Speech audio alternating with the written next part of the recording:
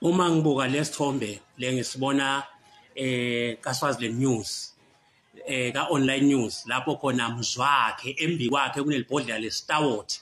Now kufika la kimi lokuthi ngabe empeleni kukhuluma Mzwakhe embamba yini lokuthi sowuphendukile soyayithanda inkosi ingwenyama noma kukhuluma lesitawoti, ngoba ngibabonile labanyendi labanatha sitawoti. Emva kokunatha sitawoti ubeva sebahlabela igospel, ubeve sebakhuluma singisi, ubeve bathi sebaphendukile. Hayi ngoba abaphenduki kodwa kusuke kukhuluma lesitawoti ngoba sesijungele engqondo. Manje ngiyadibuda yena manje ukuthi ngumzwakhe mbamba yini lokhulumako noma kukhuluma lesitawoti. Ngiyambudo lo. So ngidawuthi kinini bomangololo kuze sithole lokuthi Mzwakhe uphendukile noma sitawoti lesikhulumako.